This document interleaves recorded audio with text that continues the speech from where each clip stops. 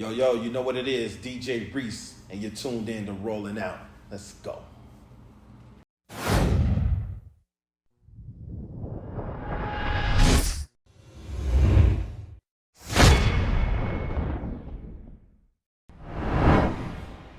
All right, everybody, welcome back to Star Studio. I'm Rashad Milligan. We're joined by a very special guest today, all the way from, I fantasized about this back in Chicago. Mercy me.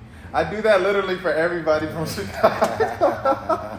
It's like he's getting ridiculous at this point. But we have Mr. DJ Reese. DJ, how you doing? I'm good, man. Thank you. Man. And you guys just got off tour, as we were talking about before the cameras were rolling. Yeah. Monday was the last show in Chicago. Tuesday. I forget. Yeah, I do so many. So, you guys went viral for that one too, because Dirk brought out Reese and everything the other Reese, and I think he brought out somebody else, but I can't remember. Herbo. Okay, Herbo. Katie got bands. Dreezy, Cowboy. Some more. I can't think. And you got Lil Reese. That was pretty much it right there. Oh, a new kid. Nook.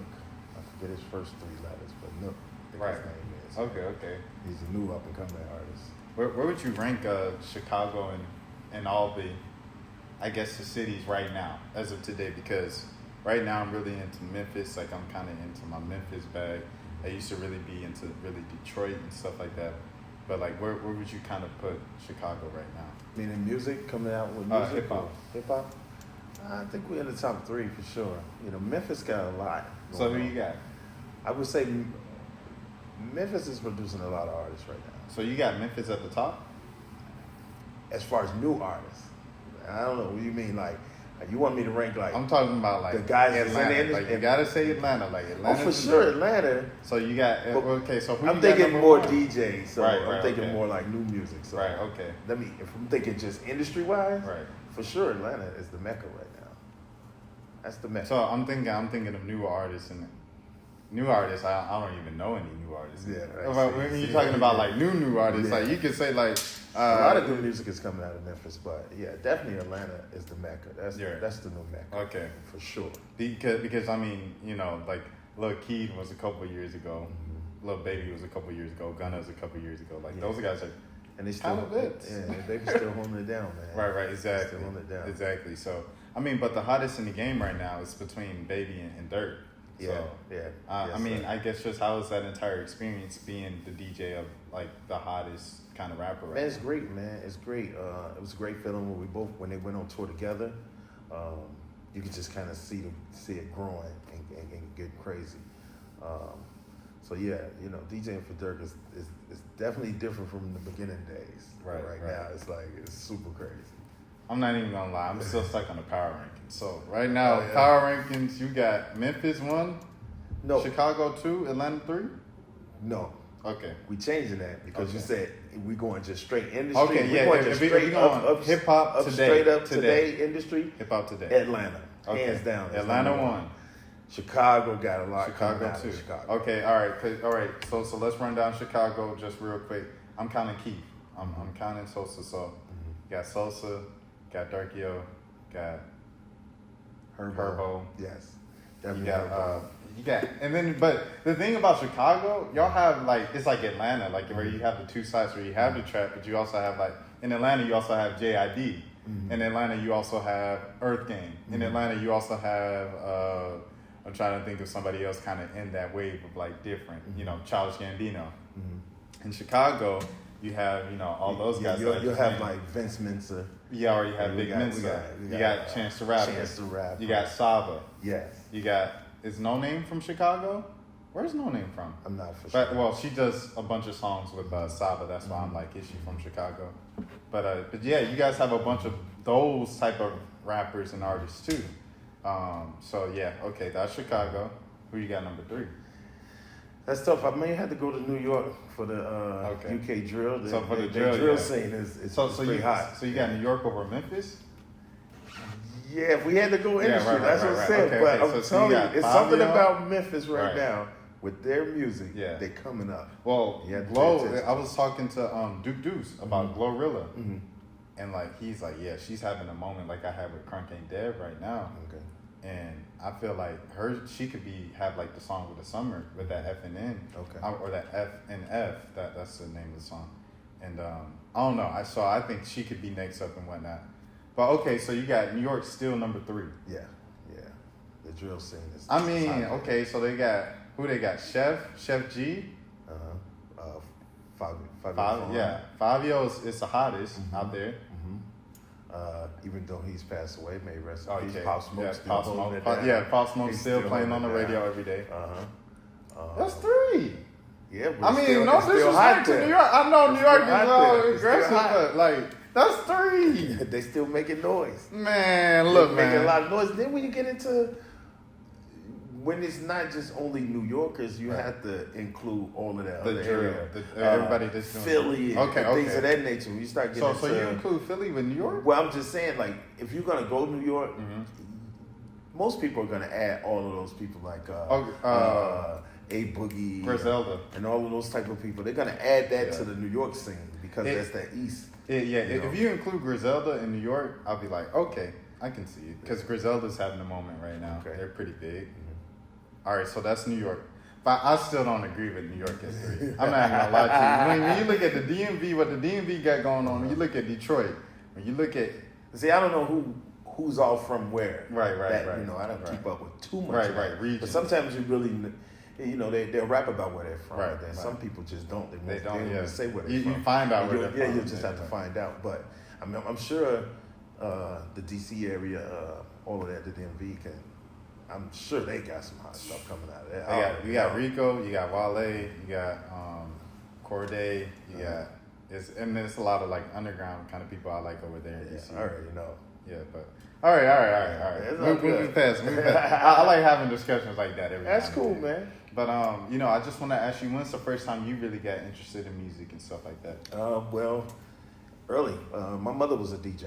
Wow. So we always had DJ equipment in the house and music. So from the early time I can remember, when I was like 9 or 10, breaking my mother's needles and things like that, blaming it on my sister. And then by the time I was 11, my mother fully taught me how to DJ. So at 11, I was doing my own parties in the basement. My mother was waking me up in the middle of the night to DJ for her and her friends, that kind of thing. So it's just always been in my life. It's just always been in my life. And I've been off and on with it. In my teenage years, my early 20 years, I was, you know, involved in the streets and things of that nature. So, you know, I wasn't taking it serious. And then I just kind of took it serious in 2000. I just prayed to God to make me do something else, because I'm not going to do it on my own. And the girl I was dating at the time bought me some turntables. Because she knew I liked the DJing, because I would come in and listen to the DJ every night. And that's how I got back into it. And I've just been doing it ever since. How was that upbringing, having a mom that's like, baby, wake up and play this for It's cool now that you think about it, but when you're a kid, it's like, I want to do it. You know, it's like the equivalent to everybody else's do that little dance. Yeah, it is. Come here and show my friends, you know. So it was exactly that. So it would be, you know, my mother was young, so she was having parties every weekend almost at her house. You know, they work all week, and then her house was the hangout. She was the DJ, so it was easy for me to go in there and play records, and then she'd wake my sister up and have my sister sing. So we'd just be in there. I'd be playing Tina Marie records, and my sister would be singing, and just be tripped out. How do you feel about the parents say, I'm trying to think of the parents, because there's one parent that people were like, oh, like the Clark sisters' mother, and Richard Williams, you know, the King Richard, Venus and Serena's, Joe Jackson. All the parents, LeVar Ball, that like push their kids like really heavy or whatever when they're kids, but they turn out to be great as an adults. How do you feel about like those type of parents that push kids towards their greatness? I think it's cool. My mother pushed me. You know, that when I think about it, she would make me do things over and over again until I got it right. It wasn't I didn't want to. She was, you know, the father wasn't in the home, so I wanted to be like my mother. So if being like her would mean I had to keep doing it over and over again, then that's what I was going to do. So it was never forced on me. I was very interested in it. So I would say, it's a difference, when you have those parents that forces it and the kid doesn't really want to do it, So, but the Joe Jackson, some great came out of that. A lot of great, talented kids came out of that, and they got money for generations to go. Yeah. The brothers getting money just off being Michael and Janet brother. There you go. So it made for great, but I'm sure some trauma that, and you have to deal with that when you become an adult. Lonzo's in Chicago now as a Bull. So you think of LeVar. You think of now the discussion is around John Morant's dad, T. Morant. Just how do you feel about kind of like you said, you didn't have a kind of your father always around and stuff. So how do you feel about those black fathers that are kind of loud and proud and upfront? You know what I'm saying? Some people complain, oh, they're doing too much, they're celebrating too much. Just how do you feel about that as someone who didn't have a father always around? As they should. They should celebrate and push their child to be great. No telling what I could have been with a father added to this situation. My mother did the best she could. She's a woman. She can't raise a man. So a lot of things I had to learn from the streets. So if you got a father and your father is supportive of what you're doing and he's hard on you and he's making you great, then I think that's a great thing. You'll appreciate when you're young, when you're in those early teenage years, or you don't really understand it. You feel like they've been hard on me. I hate it here and all of this. I wish they get hit by a bus. All of that crazy stuff. But when you get an adult, you get to be an adult, and you look back on it, you'll understand. Like, you know what? This is what made me strong. This is what made me what I am today. And you'll appreciate it once you become an adult. When it's happening, I know you just be all messed up about it. Young Thug recently said that he believes violence will be cut down if broke men didn't have babies.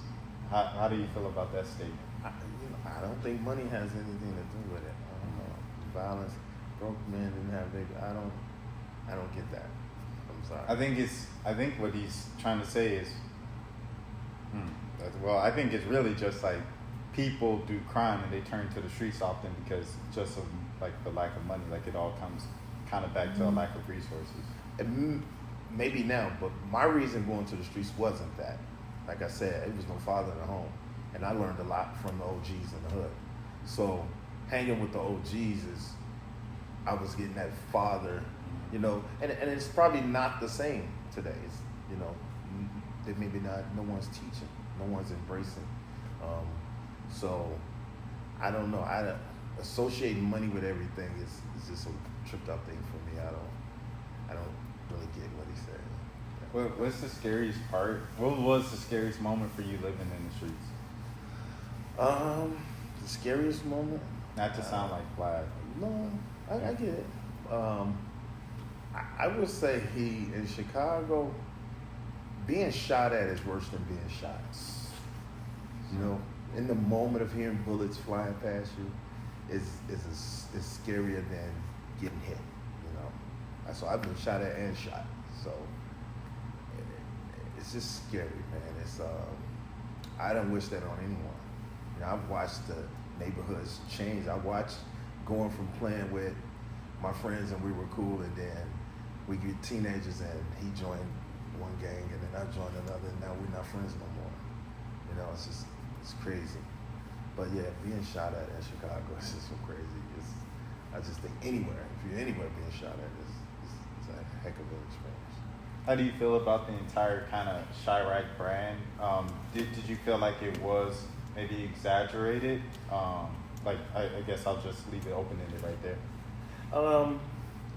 Yeah, because Chicago's really nice, man. You come there, it's really nice parts. I mean, I'm sure every city has their areas where it's going down at. My dad, ironically, a few years ago, we were on vacation, and we went into the store, and then the lady was like, "Oh, where are you from?" And he was like, "Atlanta." It's like, "Oh, is it dangerous over there?" And then my dad goes, "Well, there's fools everywhere." Yeah, exactly. There's fools everywhere. It's fools. Right. I used to live in the country in the middle of nowhere, Alabama, Mississippi. it's killing out there. It's killing every weekend. It's You know, everywhere. it's the same thing. But yeah, continue. I'm sorry. Yeah, I mean, well, no worries. But the Chirac thing, I wasn't from the Chirac era, so I was more of an OG when that started. So I didn't really like the name, but I understood where they were coming from. They felt like it was a war zone. Well, as an OG, did you feel like it was getting worse the older you were getting? Yes. Oh, Yes. okay. I did feel like it was the streets were unorganized at a point. The youngins wasn't listening to the OGs, and that was something different from when I was coming up. That the OG that's who we got the knowledge from. But then over time, drugs and things take a toll on people in the neighborhood. You watch those.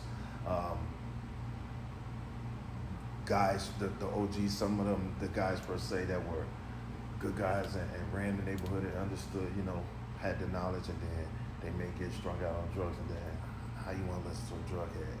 So I can understand them coming up. Drugs hit the community hard. A lot of young people were doing it, and it was just crazy, man. I think one of the more undertold stories in hip hop in the past decade was Fredo Santana when Fredo passed, and it was from the lean. He had the kidney failure, and he said after he went to the hospital a few months before he came back, he was like, I had this lean addiction because I was trying to get rid of the PTSD that I'm dealing with from living in the hood growing up. I felt like no one addressed that. It was just kind of like Fredo Santana died because he drank too much lean. Yeah. And then they hit the other part. Exactly. Right. So I say for you, what do you think? How did you first deal with kind of like that PTSD of leaving the streets, going and pursuing DJing, and how do you kind of help the kids, the younger generation coming up in Chicago now, trying to get out that life and trying to help them while they go through those tough times? Well, as far as dealing with it, with the PTSD, I don't know if I have dealt with it. I may have learned to suppress it, maybe. I don't know. That could be it. But I removed myself from my neighborhood. So when I was ready to leave everything alone and become a DJ, I had to move out of my neighborhood and move into a whole nother neighborhood. Or you were still in Chicago? Yeah, I was still in Chicago. So when I beat my case and I was starting to DJ in the clubs, drug selling was still going on outside my door in my neighborhood. I was living in, my grandmother had a 2-flat building. I had the apartment upstairs. So as long as it's going on outside my door, I was going to go out there and do it. So I think removing yourself, I removed myself from my neighborhood and went to a whole nother neighborhood where I didn't know anyone, and the opposite gang was there. So that forced me not to come outside. So I wasn't going to be involved. And then I just started to focus more, started spending more time more with myself and understanding myself. And then church, start leaning more on the church and reading my Bible and understanding that. And that I think that's what helped me. I did a lot of things on my own. And you got to want it. If you want to better yourself, you got to do a lot of things on your own. So that's how I dealt with it. Do you know how much do you know about Kanye? Like, I guess just being in Chicago. I don't know a lot about him. Some of the things I kind of understand when he does. Right, because you said you went to church and like you didn't come outside because the opposing gang was there and stuff. I thought it was just kind of interesting how he went fully Christian and stuff, and he said he wasn't perfect and everything, which is understandable. But once he kind of went through those hardships and he was looking for kind of vengeance, that's when he, with Donda 1, a lot of it was like GD, and he like kept talking. I'm like, Kanye, you've been around for 20 years. I ain't never heard you talk about no GD, and you know what I'm saying? Like he mentioned a couple times, in early like with Home and stuff like that. He was talking about she knew I was gang affiliated, got on TV and told him. So he said things like kind of in passing, but 20 years he's never. So it's kind of just like, dang, where did this come from? So I just wanted to know if you knew anything. I don't know. No, I don't. I have no idea where that's coming from. I understand the Free Larry Hoover movement. You know, I understand that, but maybe it was because of that. You know, yeah, that makes sense. to represent. But you know, at this point, if you hadn't been doing it, I don't know where it's coming from. I couldn't explain that. Is it I guess, you know, like what role did God play in that life? Like you said, going to church and stuff like that. You know, how has your relationship with God been so far? Man, it's been great. I tell people all the time, He is never, and when I say never let me down. It's like everything I pray for, it comes. It may not come right when I want it, but it'll be there. It'll be there, and that's an amazing thing. It's sometimes it's hard to explain to people, and I'm feeling real tripped out right now. Just even thinking about it. Like I pray for things, and then it just shows up. It just happens, whatever it is. I think, man, I don't know how to explain that, and I don't know how. I just believed in Him. It's just simple. I believe in God, and I just believe in everything. If you pray and do right by people, it'll be right by you. Do you ever kind of battle that anything in your mind? You know, like being so kind of such a faithful servant to the Lord and stuff. Excuse me. And then you got to go out, and your job is, you know, what the hell is that? You know, like, like, do you ever kind of battle with that in your mind, or you know, how you deal with that? I separate. I look at music as art. So as long as I look at it that way, I know how to differ. You know, I don't battle too much. But music is art, man. It's just a way of people expressing themselves. And if the hood didn't have music, man, I think the hood would be way worse than it is now. They need music to channel that, to tell their story. And then if they get on like a Dirk and a Keith, then they can experience other things and start to talk about other things, which is a good thing. But yeah, I understand what you're saying. It's like, how do you? But, you know, I battle, but I pray on it. And just be good about it. Nah, I mean, I feel like regular, everyday Christians who aren't DJs or like touring the world as artists, they kind of deal with that too. Just like, you know, what you listen to, like you come out of church service, you know, listen to a couple like cleaner rap songs and, you know, gospel, and then a few hours later you got, what the heck is that? You know, in the car while you're riding, you know, you're doing the same thing the DJ doing. So in my car, I'm listening to, like on the way here, no lie, I can pull it up right now. Smokey Norfolk and his Pandora. Right. So do you even? So you just okay? Well, you saying that is kind of like okay. So you're fully kind of in, except for when you're in your. So is it like a character that you kind of have to play? Like, well, of course, DJ Reese is I'd have to create him. You know, he's not like Maurice Davis. You know what I mean? So I created DJ Reese, and I'm not acting like I'm holier than thou. I just have my moments where I have to be with God and do that, and then I have my job I have to do, you know, and God allows me to do my job to a level. I know. Oh, I'm sorry for cutting you off. No, go ahead. No, Charlemagne talked about this with DJ Envy, and like a lot of just people say this all the time. I know I even kind of do it sometimes, but like you kind of put out a character or whatever for the public to protect yourself and protect your inner peace. I guess that how intentional was that when you were kind of building up DJ Reese and stuff? I don't know if I thought about it that way. I did know in the beginnings that DJ Reese and Maurice was two different people. I knew that from the start. And I knew I didn't act like I did in the club at home. So I never really looked at it that way, and I'm glad you said that. You didn't walk to the cabinet and was like, what the hell is that? No, just, that's just my favorite part of the song. That's why they keep bringing it up. That's a good part. Right. It's hype. Right. You know, when you think, like you said, you guys brought out the other Reese at the show in Chicago and stuff like that. That era, man, because the song came out at the top, it's just us. You know, like.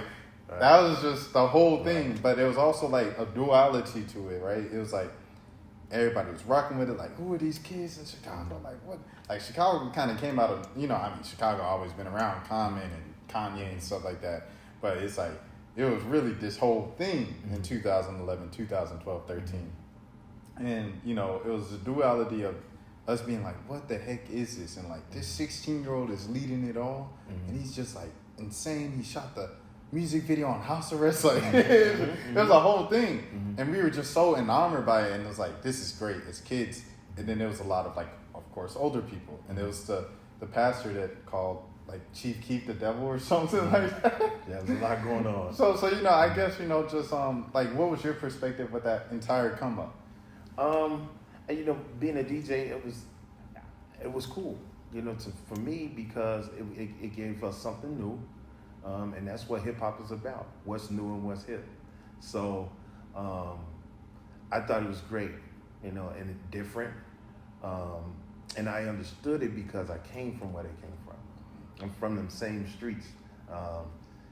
Dirk's album is 7220. That's the address of his old where he grew up at. I'm from 77th Street, so I'm 5 blocks away from him. So we all grew up in that. 69?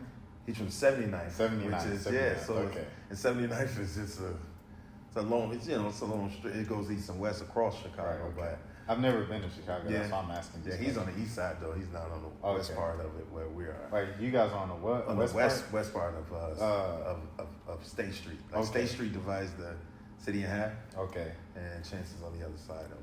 All right. But he's on 79th, which is it's a really crazy block. Okay. And then because I know Saba, he's from the west side of Chicago, and he says I'm from the part of the city that nobody talks about. Yeah, the west side. Yeah, but he said he's in like suburban. Oh, kinda area. so he must be past Austin, maybe. I'm not sure. I know. I- Yeah, usually when you go past Austin on the west side, it starts to get more suburban. Yeah, he said like right down the street is where his cousin stayed, and like it was a little rougher. So that's just some of the things. I'm trying to understand Chicago, get a walk through Yeah, it. it's a lot of different parts to it. But it's cool, man. It's cool. Did you have any other interests growing up? Maybe like basketball. I know Chicago's like a basketball. Yeah, I market. thought. Well, I thought I was gonna be a baseball player. Wow. Yeah, baseball was my sport. Yeah, and then basketball. Of course, when Michael Jordan hit the city, everybody wanted to be Michael Jordan. So I went through that phase too, where I thought I was going to be in the NBA. I was too short, too fat. Were you sticking the tongue out? Were you sticking the I was doing everything, bro. I was doing everything. You're like the man, the vine of the man at the court, and you got the whole fit on. I was doing it all. I had the wristband, everything. I just thought I was going to be Michael Jordan. But, and then football came into my life in high school. I was pretty good at it. I didn't have a real passion for it, but I love football. I love watching it, and I even coached it just some years ago. But yeah, I thought I was going to be a baseball player. What do you think is the importance of Tim Anderson? Oh, what is important? Yeah, the importance of him. Man, Tim Anderson is great, man. I don't know a lot of his background, but he's a really cool dude. I only met him once. But yeah, he's great for Chicago, man. I love it. I think he's great for black kids too. All the time. Yes. I mean, you're talking about like someone who is relatable and black and like cool. Like didn't come from like a privileged background and has to dress or speak a certain way to get into baseball and become good at baseball. He's someone like Carl Crawford, just like a black guy that just happens to, this is a sport he picked. Right. And it's such an anomaly or something like that. Yeah. I guess, for you growing up, how was baseball for black kids? Was it still how it is today, or, was it a little more acceptable back then? I think it was more acceptable back then because it's a little different now. Like, you used to buy rubber baseball in the store and play strikeout on the wall. We get some spray paint a square on there, put an X in the middle, and that was the strikeout zone. Yeah. And we'd just play strikeout against each other. So back then, baseball, I think, it's a little more different than now. I don't know if kids even have what we had then, Little League and things. Yeah, I was just about to ask what happened. Yeah, I have no idea what happened with that. They do need to bring baseball, more to the communities. A lot of kids want to play basketball. They just love basketball. But baseball's a great sport. I think baseball is extremely fun to play, like once you play it. Yeah, once you play it. And then I know a lot of people, like, they're not too crazy about watching it, a 4-hour game all the time. But I mean, playing it, I don't know too many sports where you can, because there's so much you do in baseball. Yeah, it's a lot going on in baseball. If people that watch it probably think it's not, they just think it's so boring. Everybody's just standing around. No, but it's a lot of things going on in baseball. It's probably like, I never played hockey, but I imagine it's extremely played. Right. But hockey, it's interesting. I never could understand hockey. Well, hockey was like, real. It's never been a black person thing in America. Baseball used to be a black person thing. It's still something that a lot of black kids love. I think that's a myth that they don't love it. I think it's just the participation is down for some reason on the older you get. So I feel like on the youth level, it might still, and then like it drifts off in high school. Because I don't know if it's like, because kids are forced to pick one sport earlier nowadays because the ball is life and the NIL and stuff like that. But I don't know, man. It's something that we've been trying to figure out for the past couple months and stuff. Okay. But I think Tim is definitely a great kind of someone who bridges that gap, especially, you know, like he just brought out Dirkio a couple weeks ago, and then he threw out the first pitch. Yeah. Cool. And then he was with Vaughn, you know, God rest his soul, a couple of years ago. Moving down to Atlanta, speaking of when Vaughn, you know, he tragically passed here, you know, everybody's kind of moving down here, whatever, once they make it. What is it about Atlanta that, you know, kind of the people from Chicago kind of, is it like a safe space for y'all, or? I don't know if we call it a safe space. I mean, it's different, and you can come and make it your safe place. I moved here, and I didn't move into the big city, so I didn't want to move from my big city to someone else's big city. So I moved out in the country part of it. So you're in like Fayetteville? Yeah, I'm probably further. I'm not familiar yet, but Fayetteville's not far from my house. I'm like in McDonough. Oh, you in Henry County? Yeah. by the, like exactly, Henry County. Yeah, you by the motor track. I guess. I don't come out the house much, so if I'm not. That's good. That's good. Stay that way. I'm in the house, man. It's Stay like that way. I haven't DJed in any clubs. I went to 2 clubs. That was about it. But I guess it helps that Dirk is an arena artist now, huh? Yeah. So I don't. When I'm home, I'm home. Yeah, I heard it. I don't really have to be outside. I don't come outside. I just like being in the house. And moving from Chicago, I mean, career-wise, it made sense for me to be here. I wish I would have came sooner. Yeah. But me and Dirk had the conversation, and he was like, "It'll make it a lot easier on me if you were there." So, and I wanted to move. So that's Chop is down here too. Yeah. It's like Everybody's here. everybody's down here. Yeah, this is the Mecca, man. If you're in music, this is where you gotta live. Yeah. I mean, if you want to be involved, and then it can possibly take you other different places. But music-wise, this is it. This is where most of the producers are. The artists are here. Not saying you can't do it in your own hometown, but I mean, it's a great place if you're involved in music. How long have you been with Dirk? I've been with Dirk since 2012. Oh, From 2012 to 2015, and then I was off for a few years, and then came back on 2018. Right, it's the hot spots. Yeah, it's like this ain't what they want, and then you come back with who he is now, like the biggest artist in the world. Yeah. But when he hopped on the Drake song, like just how did that change things? I guess for you guys. That was really crazy. Cause he shined too. It's like you can come on a Drake song that do nothing, and come here and you be. I love McConan. All due respect, I love McConan. But you can do that. We've seen it before, where you kind of just like Dirk took that and ran with it. Dirk knows how to when he does a feature. All of his features he do very well. Like even the one with Nas. I thought that was great. I said, man, that's what's up. Yeah. Dirk's a real rapper, man. He's real about it. So I wasn't surprised. Yeah. But the movement we was having was great. You know what I'm saying? Do you know about the reference on Because of the Internet from Childish Gambino? I don't know if like it's real random, so it's just a kind of a random question. No, I haven't heard it. It's a song on Because of the Internet, and he's like playing Little Dirk, this ain't what they want. I pop the trunk, get my sneakers out the trunk, and then the song stops and it goes, bing, bing, this ain't what they want, and then the song continues again. I don't know why he did that. Yeah. I don't know. So I mean, I don't know. I was just asking if you knew that. I'm gonna have to go listen to it. Just really pay attention. Yeah. See. It's just something like break it down. Yeah, because I mean, it was like such a big hit back then and everything like that. Yeah. So it's kind of funny to see. Well, I don't know. It's just interesting to see Durk's career because that song popped, but he was still kind of like underground relatively to what he is now, and he became like the biggest thing. You don't always see that with artists who have been around for 5-6 years. It's kind of like 5-6 years they are who they are. I guess, what do you think that says about to any aspiring artist or DJ, anybody in the creative space to keep going? Yeah, you have to believe in yourself. I think that's all it is believe in yourself. Durk believed in himself. You know, he, like I said, he removed himself too. He left Chicago, came down here, you know, and just kind of got in the culture and understood the culture. He sponged. I'm sure he sponged. He soaked up all the information and applied it to himself and just moved forward from there. He's not like anyone else. He's still his own self. He still does what Durk does. He doesn't be like anyone else. He's only be himself. So,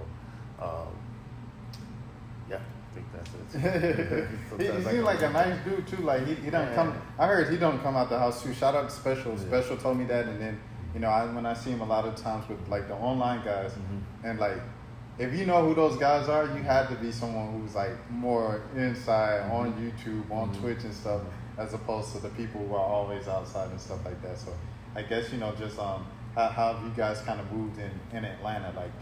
Like you said, you don't get out the house. Yeah, I don't get out much. So, is Durk the same way? I think so. I think he's more of a homebody. He records a lot. I know that. He loves the studio. But yeah, as far as him being outside, I don't see it. I don't know if he is out. He was on Instagram in his car by himself the other day, a few weeks ago, about a week ago. I thought that was great. He looked happy. He was laughing, smiling. Do you get concerned as a DJ? Do you ever get concerned about your artist, like the guy you work with, your right hand? Do you ever, especially when you see the past few years have been stupid, like literally stupid? I mean, you can go down the list of names. I don't even want to name them. You already know them. As a DJ, like how concerned do you get, or do you get concerned at all? Meaning just about us as a whole, as Durk himself. I worry about him. I worry about him a lot. I believe in you pray for people, and then God will he'll look after them as he should. And then Durk has a great support system around him. So I don't worry to the point where it bothers me per se.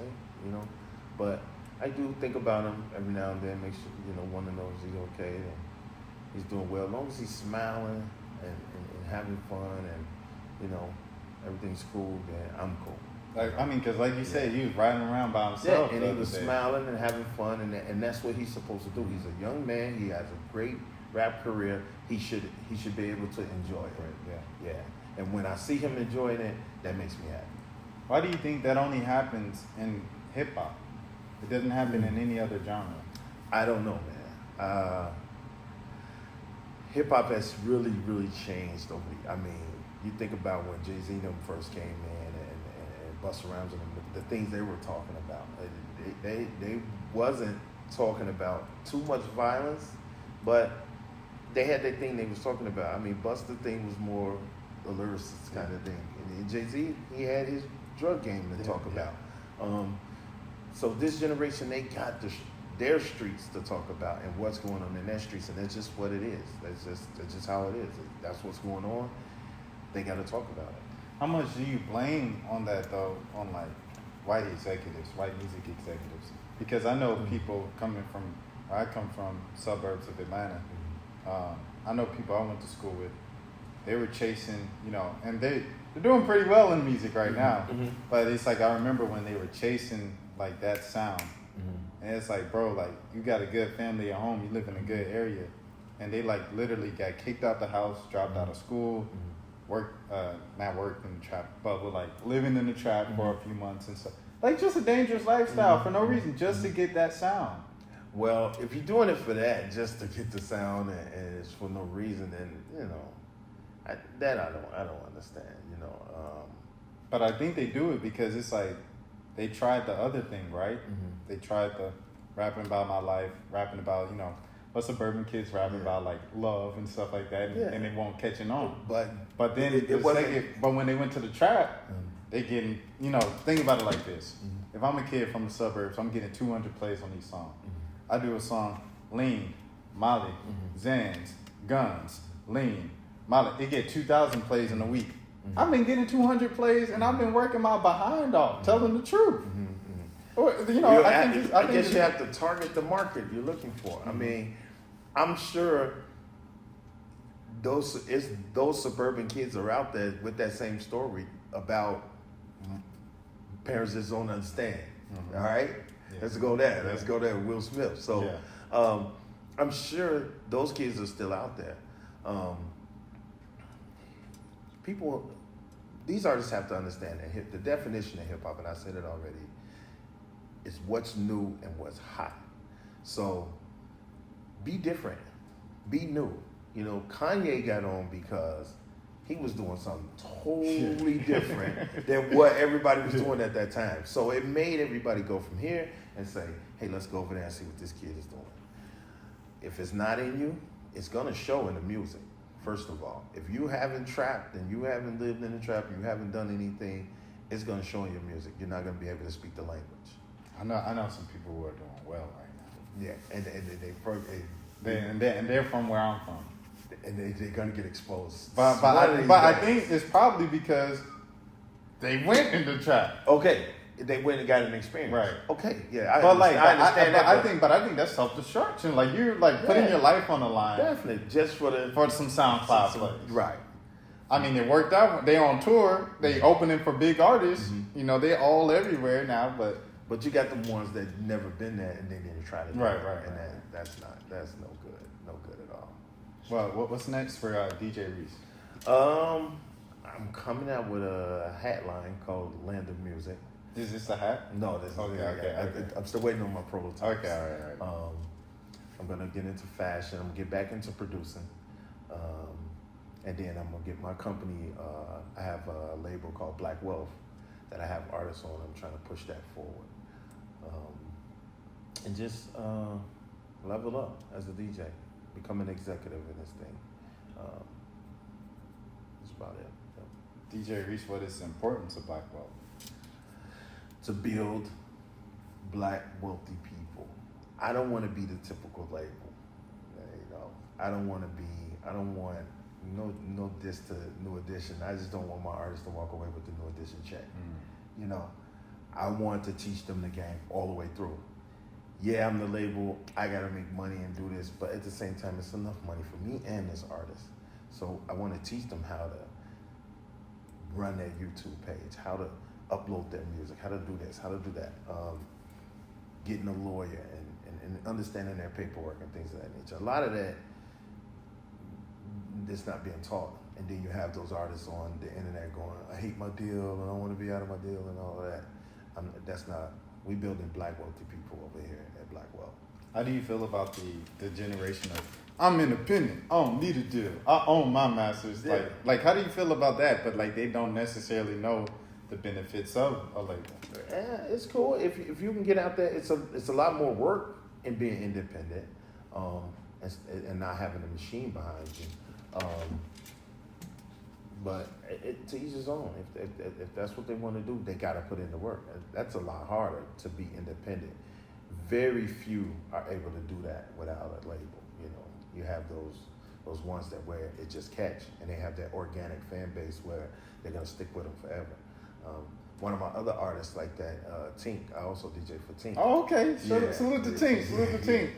What was that? 2015 XXL Or was that Yeah. 16? No, it was 15. It was 15 because Dirk was 14, yeah. I think. Okay, Dirk was 14 with Big Mensa And and then she Chance. came the next year. The following year. Gosh, Lee, Yeah. Chicago had a run. Yeah, I mean, yeah, like, you know, definitely. I don't know, you just don't think about these things until like. Definitely. And her fan base is still 13. But she like raps though, like She Tink raps and sings. Yeah, Yeah, but but I mean, she- but Tink be rapping, Yeah, right? Like, she can really yeah, rap. Like Tink can for go real, yeah. for real. Mhm. Like when Tink G show up, Yeah. she know I love it. When she say Tink G, I get excited because I know I'm gonna get a rap song there.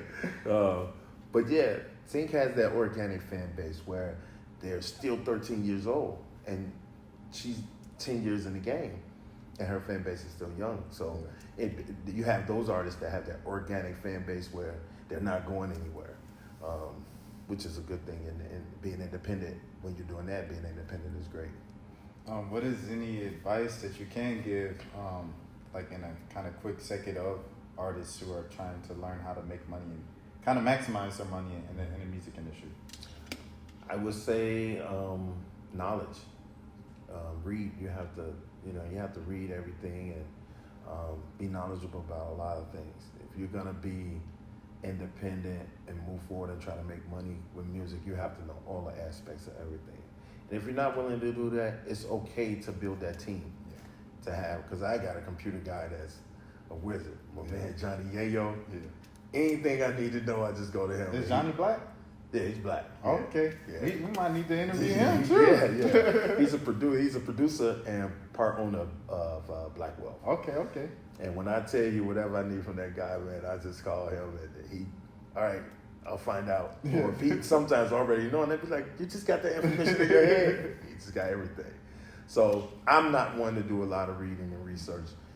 I built the team. So I would say, if you're not that person, build a team and be knowledgeable about everything, hands-on. Is Chance independent? Yeah, I believe he still is. Well, I know when he first came out, he was. Yeah, it's just like it's an internet thing where Yeah. people are like, "Are you really independent, Yeah, Chance?" he is. I am independent.